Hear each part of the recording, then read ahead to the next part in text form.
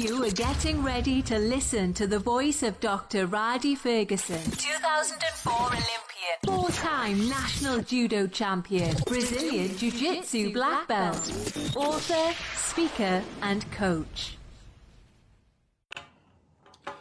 Hey, what's going on, man? This is Dr. Rhadi Ferguson, and welcome to another edition of Coffee with Rhadi. I want to make sure that my headphones here aren't turned on so you guys can hear me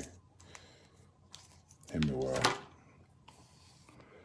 Make sure my stuff isn't on.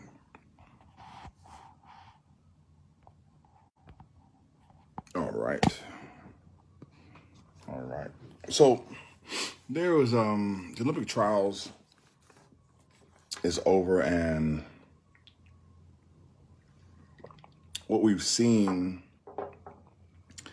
at the trials has been truly amazing. And we've seen a 13-year-old in swimming make the Olympic team. We've seen a 17-year-old run some phenomenal times in the 200.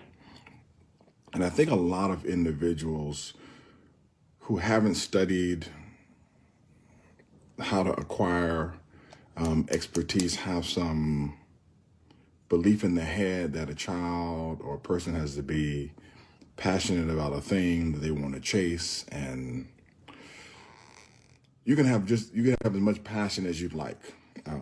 If things don't line up for you, you're not going to be able to do them. I don't care what people tell you. Oh, you can do whatever you want to do if you put your mind to it.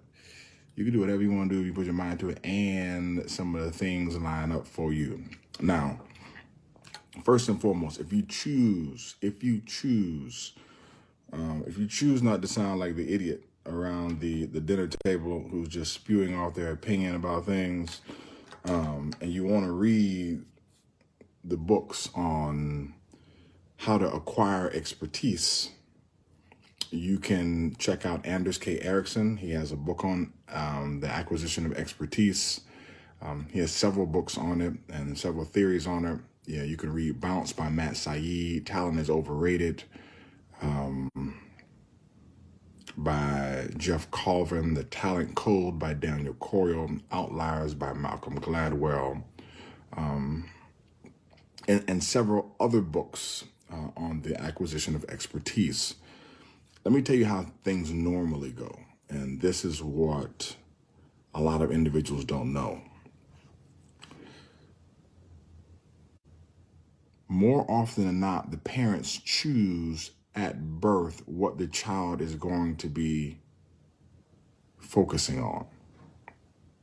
When it comes to chess, if you look at the studies, both parents agree, which is also, there are certain sports where you really need to be in an environment. It doesn't have to be marriage, but even if you're co-parenting, you have to be in an environment where both people or both parents agree on the forward progress of the child or the children. Otherwise, there's absolutely no way for the child to move forward. I want to make that point too, because and I had to explain this to my dad one day because he was asking me about, why can't you make Rufus and Rhadi do X? Why can't you? I said, man, 1 and 1 equals 2, and 1 minus 1 equals 0. I said, that's the co-parenting math, buddy. I said, so if both people agree, then we go, and if both people don't agree, then nothing happen, and that's how it is. And then you have this situation where the child gets to make decisions in their particular rearing process based upon what they want to do and what they don't want to do. It's a different dynamic. But normally what happens, if you read the research, is the parents choose, meaning like in chess, because they use chess a lot.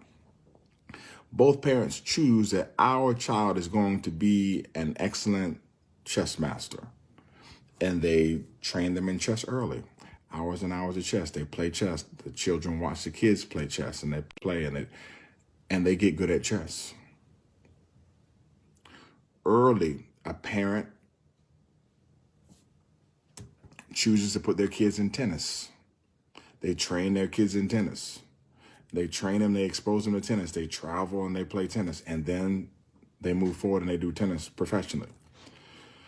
Then there are situations where there's chance and happenstance. And Matt Saeed talks about this, where he lived in a neighborhood where people had table tennis tables in their garage, and he lived next to somebody in a small town that had a world-class table tennis player, and he was exposed early. It's like for the people who do judo, man, you can do judo and live in Utah, and you can train as much as you want to train, and you could do judo and live in a small town in Massachusetts next to Jimmy Pedro, and your forward trajectory can explode. Or you can live in California or Hawaii or in Florida, and you just have more exposure. Those things seem like chance and happenstance, and they are, but they're also based around population. So you have the forward thinking of the parents, which is how it usually happens. And you have exposure to the right mentors and the right coaches. And the other thing is this: on the sports side, on the acquisition and expertise side, it is impossible. It is impossible to acquire expertise in an area without being exposed to an expert, period. Meaning, if you want to be a world-class 200-meter runner, and you say, I want to be a world-class 200-meter runner. Case in point, we have a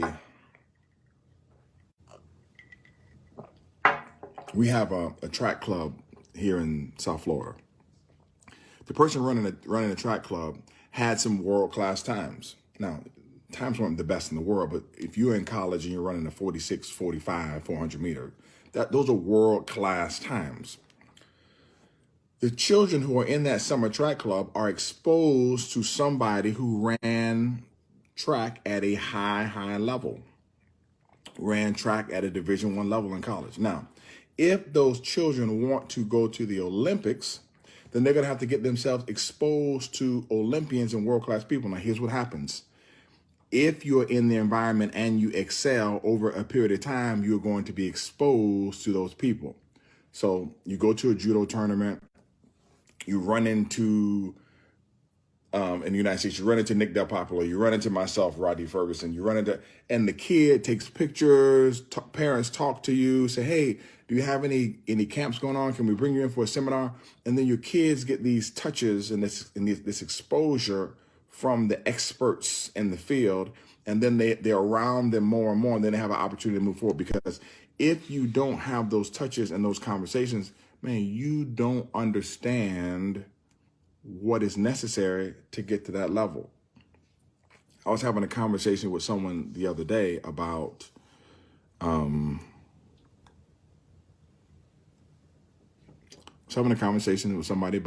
Osaka the other day. And they asked me what my feeling was about Naomi Osaka. I said, man, I don't really have a feeling about Naomi Osaka because I don't know her personal situation. I don't know what she's going through. I just know this. This is when I say this. I know this. When you're an elite athlete, you're elite because you can maintain what other people can't. You can contain what other people can't. You can withstand what other people can't, and you can do things that other people just can't do. And being elite means that you're elite on the cognitive level, the affective level, and the psychomotor level, not just on the psychomotor. There are many athletes who aren't elite because they can't handle what's necessary to be elite in one of those domains. When you're an elite athlete and you're a professional athlete, amongst ourselves, we understand you have to withstand, go through, maintain, and contain certain things that occur in those environments. I don't have conversations with general poppers, and I'm a general popper now, but I don't have conversations with people who have existed in general population all their lives about things that happen within the elite population. It looks different. They're not going to understand it. They don't know it. They can't fathom it. It looks like it's too much. It looks like they there's more of them than there is of me. So if I'm sitting around at the table talking, they're all going to agree. I'm going to lose based upon argumentum ad populum. So more often than not, I just sit down and I agree with them, and I just keep moving. And I deal with my own frustration about knowing what I know and understanding what I understand. And I have to walk away and contain that and maintain that, and then deal with what I deal with, because I've been in that type of environment. Case in point, Caitlin Young is watching. Like, Caitlin Young is a very, very intelligent, pretty, and attractive young woman. I don't have to be around her to know that she has been bombarded with the irritating question of, "Oh man, you're so pretty. Why do you do MMA?" Like, that has to be the most irritating question that people ask her. They don't understand who she is behind the smile and the goofy faces and all that other stuff. She's a killer. She doesn't want to be a killer, but that's just who she is. And the best way to get that thing out so she doesn't, run up on anybody with a box cutter is to let those things come out in the ring and the cage and MMA and Muay Thai and practice, etc. And then she can move forward with her life. And the reason why I know this is because I'm very similar to that too. And that's the best way to do it. Put on the pajamas, put on the shorts and the spats and get on the mat, roll around, let some sweat drip in another person's eye, slap them around a little bit, and then go home. And it's very difficult to explain to people why you would put yourself through 45 minutes and 60 minutes and 90-minute grind and practice with no bathroom breaks and, spitting blood out of your mouth and a little cut in your eye, and then you go put it together with some crazy glue in the corner. And people don't understand those things, but they don't understand also what it's like to be elite. And the pressure of the elite are very different. So how do you train the child or young people or people at a young level to deal with those type of pressures? Because everybody on the periphery and everybody on the outside is going to say it's too much. They're going to say you're pushing the kid too hard, or the person needs a break, or they're going to say, aren't you worried about burnout? And let me say this about burnout. I don't believe in burnout. Now, can burnout happen? Let me tell you why I don't believe in burnout.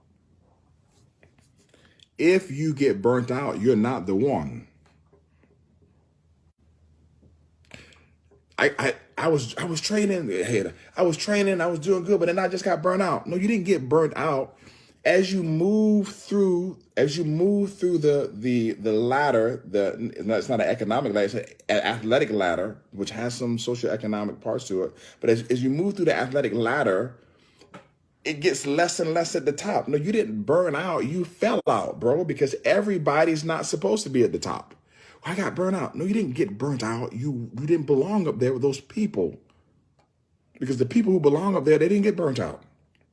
The people who belong up there, they had coaches and strength coaches and technical coaches who spoke together, who gave them time off. They had therapy so that they did not get burnt out. They can handle the capacity of the work and do those things. So they didn't get burnt out. Those are the elite people. The people who are Olympic level weightlifters can put more weight on their spine and on their back than other people can. The weight, if you put the weight that they put on their backs when they're doing a squat workout, you will die. Why? Because you're not elite. You can't look at the bar and have the conversation with yourself that they have to have in order to lift it. You're not able to do it. You just haven't been trained to do it, and you're not able to do it. It's not a burnout thing. That's not your gift. Now let me move into the gift discussion. And this is where people get things confused. The Bible says that your gifts will make room for you. Okay? Here's what you need to understand. You have a gift. Your coaches have gifts. Your parents and advisors have gifts. But everybody needs to be operating within their particular gift in order for you to move forward. If somebody's off, or the gifts aren't calibrated and they're off, and somebody's out of position, or you put somebody in the wrong position, not going to move forward. Not going to move forward. It's not going to happen. It's like having a well trained football team, and you're taking the wide receiver and putting them at nose guard, and you're putting the nose guard at running back, and the quarterback is playing defensive back. And you have all these people who are great. They are all gifted. They are all well trained, but they're not working within their gifts. And there will be no room for you all at the top. It's just not going to happen. And this is what's difficult, especially for parents and for kids, because you have coaches that you really like. They're good people. They're amazing. You've been working with them for a long time. And there's somebody who's just a little bit more gifted than they are in that area, and you need to go get those gifts. That doesn't mean you have to leave your coach or leave your team. You need a coach and parents and advisors who are wise enough to let you go get and access those particular gifts and get that touch from that professional so that you can move forward. Man, the ability to acquire expertise is difficult. It requires for you to open yourself up to the possibility of being hurt. It requires for you to understand discernment, where I should be and when I should be there. It also requires for you, if you're young, to have well-read parents. Oh my gosh.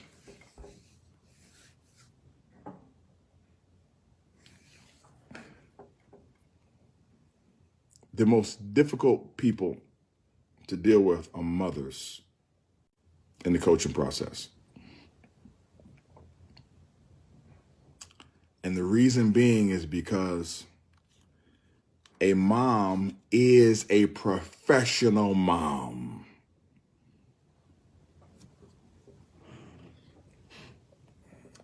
The mom is a professional mom, especially when you're a dad. Man, you will never, ever, ever think like a mom, behave like a mom, see things like you will never. I don't care how much you love the kid, love the client, love your own kids. You are not going to see the situation like a mom sees the situation. And if you are a coach and you have to push the child or the student beyond what the mom thinks is reasonable, my man, you are in trouble. Because the mom will let you know what they believe is reasonable. However, being an elite athlete is an unreasonable thing.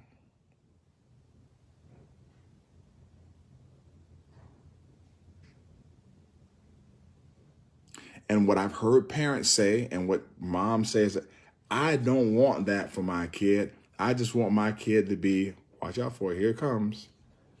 I just want my kid to be normal. The beautiful thing about normal is it's the step above poor. The thing about extraordinary is just the step above ordinary. So if you're striving for extraordinary and you don't get it, you'll be normal. But if you strive for normal and you don't get it, you're going to be poor.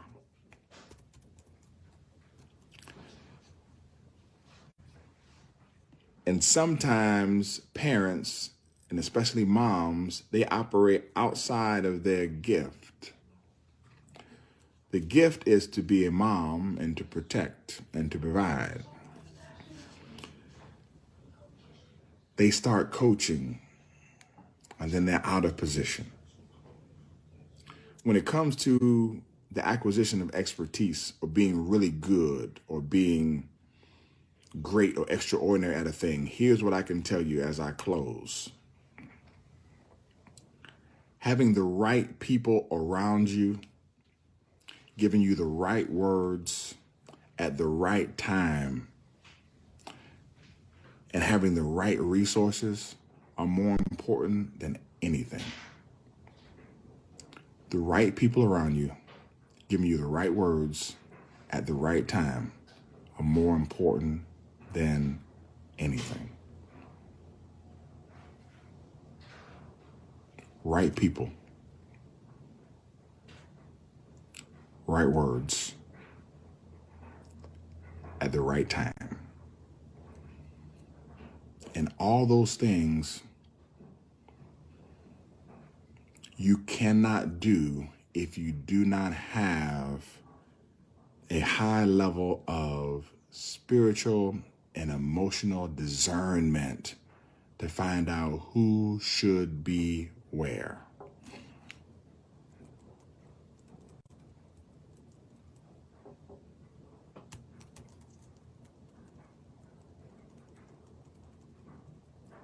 Dr. Ferguson, how do I know who should be where? That requires for you to pray and meditate a little bit.